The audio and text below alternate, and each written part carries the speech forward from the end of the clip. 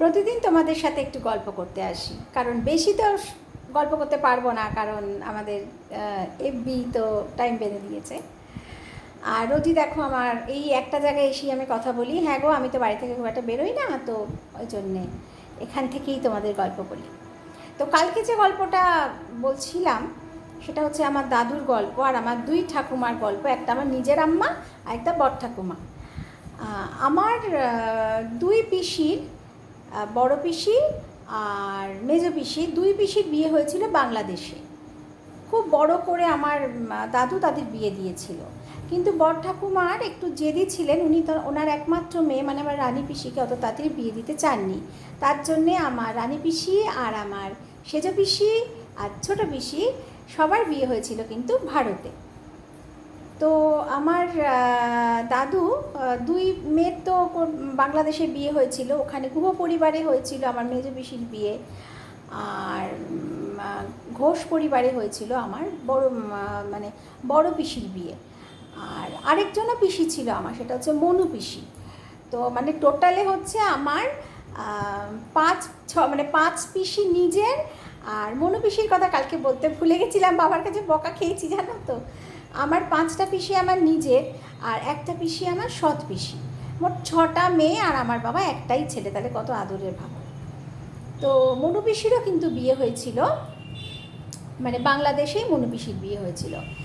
আর তারপরে তোর দাদু চলে এলো, মানে অবশিষ্ট যে পরিবার সবাইকে নিয়ে চলে এসেছিলো পরবর্তীকালে। তা আমার পিসিদের শ্বশুরবাড়ির লোকজনও সব ভারতেই চলে আসে পার্টিশনের পরে। তো আমার স্ট্রিটের বাড়িতে সবাই মিলে উঠেছিল। আর তারপরে দাদু আমাদের যে বাড়িটা ছিল রিজেন্ট স্টেটে, ওখানে দাদু তখন তো জমি ঠিক বলে না জবরদখলি জমি, ওখানে দাদুরা ওখানে সবাই থাকি আরম্ভ করেছিল। অনেক পরে বাবা দলিল পেয়েছে, সে মানে স্বাধীনতার অনেক পরে বাবারা দলিল পেয়েছে। তখন কিন্তু যে যেখানে পেরেছে থাকতে আরম্ভ করেছিল, এবং আমার দাদুও তাই। প্রথমে শুনেছি যে একদিকে বেড়া একদিকে কাপড় টাঙিয়ে সব থাকতো, মানে অত বৈভব ছেড়ে দিয়ে সব ছেড়ে এক কাপড়ে বেরিয়ে আসার যন্ত্রণা তখন খুবই কষ্টকর। তখন দারিদ্রতার সাথে লড়তে হয়েছে। আস্তে আস্তে বাংলাদেশ থেকে সবাই চলে আসছে, সবাই এসে ভারতে থাকতে আরম্ভ করে দিচ্ছে। কোথায় খাবে কি খাবে তার ঠিক নেই। আমার দাদুর ওপর পুরো সংসার, মানে দাদুর খুড়তুতো জ্যাঠতুতো ভাইরাও চলে আসে, তাদের ছেলে মেয়ে বউ সবাই মিলে থাকছে। আর আমার বড় ঠাকুমা ভীষণভাবে অসুস্থ, আর আমার আম্মা সমানে কাজ করে যাচ্ছে। শুনেছি একবার সবার পক্স হয়েছিল, আর আমার আম্মা সবার সেবা করছিল। আর আমার আম্মাকে সবাই না নতুন বউ ডাকতো। তা সবাই জিজ্ঞেস করছে যে সবার এত পক্স হয়েছে, সবাইকে সেবা করছে, নতুন বউয়ের পক্স হয়নি? তখন আমার এক পিসি দিদা, সে আম্মার তখন তো আমাদের তো ব্লাউজ পরতো না আম্মা, আমি দেখেছিলাম মানে খোলা গায়ে কাপড় পরতো তখন। পরে আমি দেখেছি আম্মা সেমিজ পরতো, মানে অদ্ভুতই একটা ড্রেস এখনকার যুগে সবাই ভাববে, কিন্তু ভীষণ খুব ঢাকাঢুকি দিয়ে থাকতে হতো তখনকার দিনে। আর আম্মার গায়ের কাপড় তুলে আমার পিসি দিদা দেখে যে সারা গায়ে আম্মার কিন্তু পিঠে হচ্ছে পক্স হয়েছে, কিন্তু নিজের যত্ন করতো না, পাড়া বাড়ি সবার যত্ন করতো। আর আমার আম্মা দাদু যখন ঘুম থেকে উঠতো, আম্মা একটা বাটি নিয়ে জল নিয়ে যেত, দাদু বুড়ো আঙুল চোবাতো, আম্মা সেই জলটা খেয়ে তার দিন শুরু করতো। তো এইসব এখন গল্প কথা, তা প্রচুর কষ্ট করেছে আমার আম্মা। আর আমার আম্মা আসার পরে বড় ঠাকুমা ন্যাচারালি অনেকটাই সংসার থেকে আস্তে আস্তে সরে যাচ্ছিল, কারণ উনি বুঝতে পারছিল ওনার মৃত্যু এগিয়ে আসছে। তো সব কিছু আম্মাই করতো, আর বড় ঠাকুমার সেবাও তাকে করতে হতো।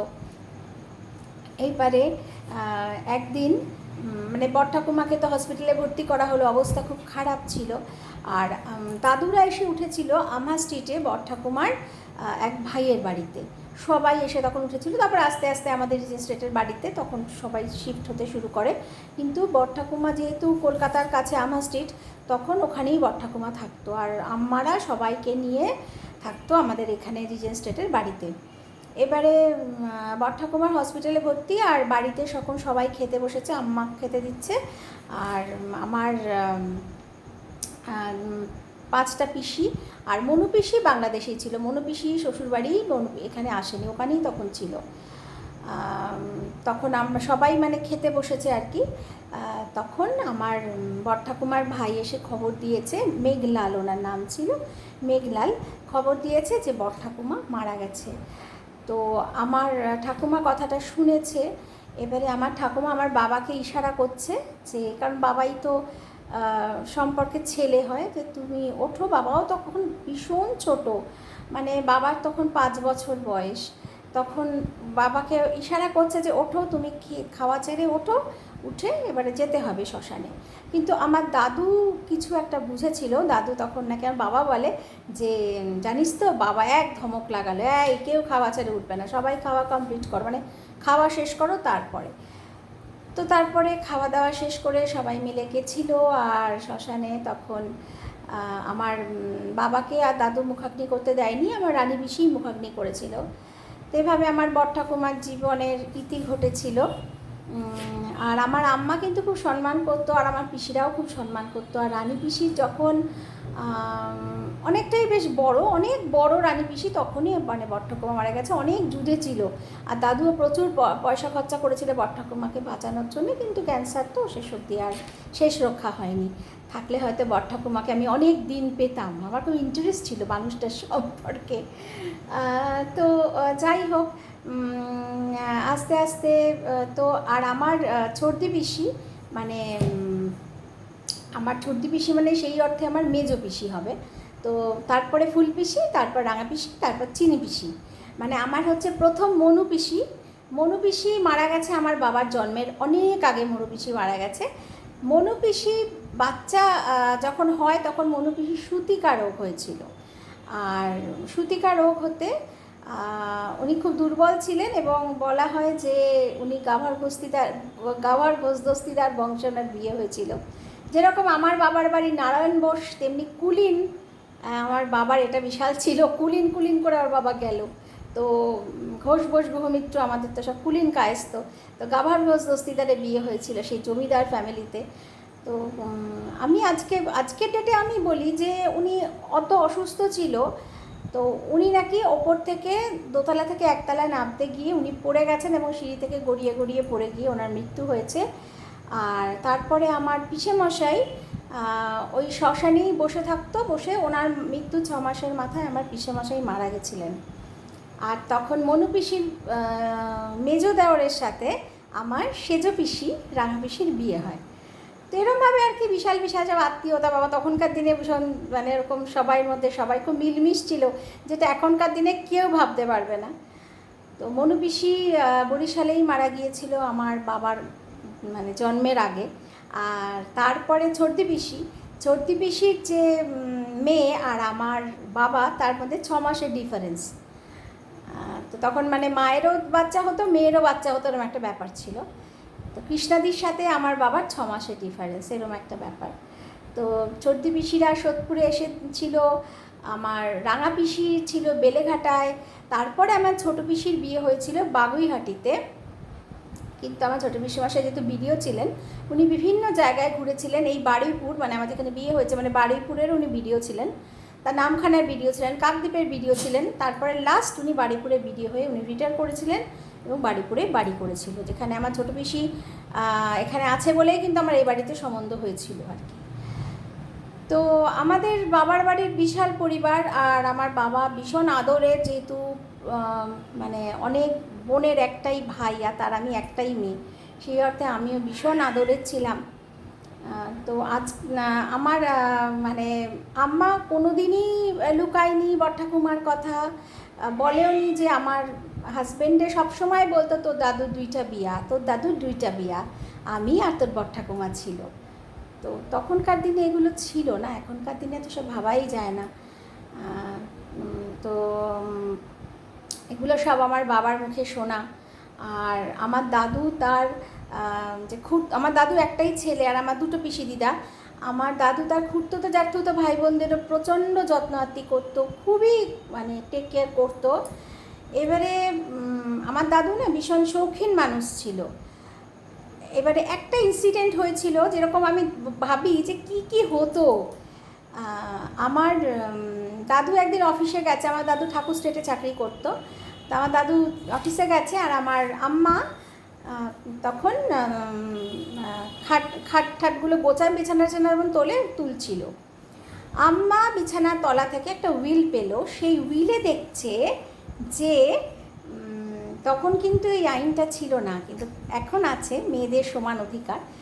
হুইলে দেখছে যে আমার দাদু আমার ফুলপিসিকে জমির কিছুটা অংশ দান করেছে। আম্মা হুইলটা নিয়ে আম্মা সোজা, আমাদের তো কাঠের জালে তখন রান্না হতো, মানে আম্মা কাঠের জালে রান্না করতো, ওই হুইলটা নিয়ে আগুনে পুড়িয়ে দিয়েছিল। এবং দাদু এসে যখন খাটের তলায় দেখে খাটের গদির নিচে হুইল নেই, একটা কথা বলারও সাহস পায়নি আম্মাকে। এমনই ছিল আম্মা, ভীষণ গম্ভীর ছিল, আমার ব্যক্তিত্ব ভীষণ ছিল। আম্মা সবাই সেবা যত্ন করতো, সব করতো, কিন্তু নিজের এথিক্সের বাইরে কোনো দিন যায়নি। এবং আম্মা, আমার সব পিসিরাই কিন্তু এটাকে সাপোর্ট করেছিল। এবং আমার দাদুর যে বাড়ি জমি সমস্ত পিসিরা এক কথায় আমার বাবাকে দিয়ে দিয়েছিল, কারণ তারা সবাই মানে ওয়েল সেটেল ছিল। আর আমার বাবা তো যেহেতু প্রাইভেট ফার্মে চাকরি করতো, সেহেতু পিসিরা ভীষণ ভালোবাসতো বাবাকে, ভীষণ। আর বাবাও খুব ভালোবাসতো। আমার মা অনেক ছোটো বয়সে আমার বাড়িতে এসছে, মার তখন 18 বছরে বিয়ে হয়েছিল। আর পিসিদের মানে কি বলবো, প্রাণ ছিল আমার মা। আমার একটা জিনিস মনে পড়ে যে আমার মেজো পিসি আমাদের গেট খুলতে খুলতে বলতো, পুতুল চা বসাও। এতটাই ভালো, মানে আমি না সত্যি কথা বলছি বন্ধুরা, খুব ভালো একটা পরিবার থেকে এসেছি, জানো তো। সবার সাথে সবার এত মিল দেখেছি। আর আমার শ্বশুর বাড়িতে যখন বিয়ে হলো তখন তো দেখলাম যে কী অবস্থা, আমার ভাবনার বাইরে ছিল যে এরকমও হয় নাকি একটা পরিবার। কিন্তু আমার বাবার বাড়িতে সবার সাথে সবার ভীষণভাবে মিল ছিল। তো আমার দাদু এই কারণেই ফুলপিসিকে কিছুটা জমি দিয়েছিল, কারণ ফুলপিসির যে হাজব্যান্ড, তিনি জমিদার বাড়ির ছেলে ছিলেন। আর তিনি এখানে এসে কিছুতেই মানতে পারেননি তিনি আর জমিদার বাড়ির ছেলে নয়, তাকে দেশ মেডিকেলে চাকরি করে খেতে হবে। উনি রোজ টিফিন নিয়ে শিয়ালদায় যেতেন, মানে অফিসে যাওয়ার উদ্দেশ্যে টিফিন নিয়ে যেতেন, শিয়ালদায় বসে থাকতেন, টিফিন খেতেন, চলে আসতেন। আর কোম্পানি থেকে পিসিকে ইনফর্ম করা হয়েছিল, মাইনে আটকে গেছিলো। তখন আমার দাদাকে, পিসির একটাই ছেলে, সেই দাদাকে চাকরিটা দেওয়া হয়েছিল। তো এই সমস্ত সিম্প্যাথেটিক গ্রাউন্ডে আমার দাদু বোধহয় এই কাজটা করতে গেছিলো। তো যাই হোক, সেই নিয়ে কোনো দিন আমার পিসির সাথে কিন্তু আমার বাবার কোনো দিন মানে মনোমালিন্য কিছু দেখিনি। আমার পিসিরা খুব আনন্দের সাথে এখানে আমাকে বিয়ে দিয়েছিল, সবাই তখন বেঁচে ছিল। আজকে তারা কেউ নেই, কিন্তু আমার মানে ভাই বোনরা আছে, দাদা দিদিরা আছে। তাই বললাম যে আমার বাবার বাড়ির সবার সাথে সবার খুব মিল। আমার ঠাকুমা তার সতীনকে নিয়ে ঘর করেছিল, বড় ঠাকুমাও তো আম্মাকে নিজের করেছিল বলো। কিন্তু আমি সেই আজকের ডেটে অনেক সময় শুনতে পাই আমি আমার শ্বশুরবাড়ির এখানে যে এরা তো এদেশীয়, এরা বলে আমরা বনেদি। তো বনেদিরা কি কখনো বনেদি বলে? তারা তো কাজে বোঝায় না। তো আমি হয়তো ছিলাম বনেদি বাড়ির মেয়ে, আর আমি সবাইকে নিয়ে থাকতে চেয়েছিলাম। যাই হোক, সেই শিক্ষাতেই হয়তো শাশুড়িকে আমি দেখছি। তো এরমই টুকরো টুকরো গল্প নিয়ে সাজানো আমার জীবন। আর আমার জীবনের আসল গল্প কদিন বাদে আবার শুরু করব। এখন এই টুকটাক গল্প বলবো তোমাদের, অবশ্যই সবাই আমার সঙ্গে থেকো।